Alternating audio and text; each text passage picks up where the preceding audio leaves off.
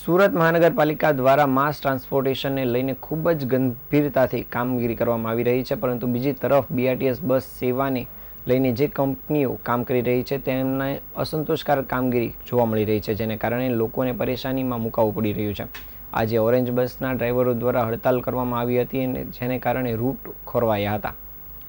સુરતના Bhestan BRTS depot ખાતે આજે ડ્રાઈવરો દ્વારા હડતાલ ઉપર ઉતરવાનો નિર્ણય કરવામાં આવ્યો હતો અને ડ્રાઈવરોને માંગ કરી હતી કે 1 થી 10 તારીખ સુધીમાં તેમનો પગાર ચૂકવી દેવામાં આવે, પરંતુ કંપની દ્વારા વારંવાર પગાર ચૂકવવામાં ખૂબ જ વિલંબ કરવામાં આવે છે. ગયા મહિનામાં પણ 22 તારીખે પગાર ચૂકવવામાં આવ્યો હતો અને પીએફ પણ સમયસર ચૂકવવામાં આવતું નથી. તમામ ડ્રાઈવરો દ્વારા આજે હડતાલ પર ઉતરી જવાનો નિર્ણય કરી મુશ્કેલી ઊભી કરી દેવામાં આવી હતી.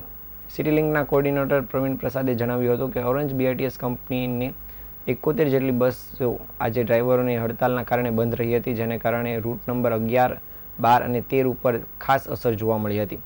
ઉધના, સચિન, ઓએનજીસી, સરથાણા અને અલથાણ ટર્મિનલ રૂટ ઉપર મોટી અસર જોવા મળી હતી. કોર્પોરેશન દ્વારા કંપનીને પેમેન્ટ આપી દીધા બાદ પણ કંપની દ્વારા સમયસર તેમના કર્મચારીઓને પગાર ચૂકવવામાં આવતો ન હોવાનું જાણવા મળ્યું છે.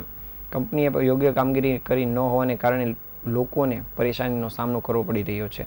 સમયસર પગાર ચૂકવવામાં ન આવતા ડ્રાઈવરો દ્વારા હડતાલ ઉપર ઉતરવાનો નિર્ણય લેવામાં આવ્યો હતો, જેને કારણે હવે આ રોડ ઉપર સીધી અસર જોવા મળી હતી.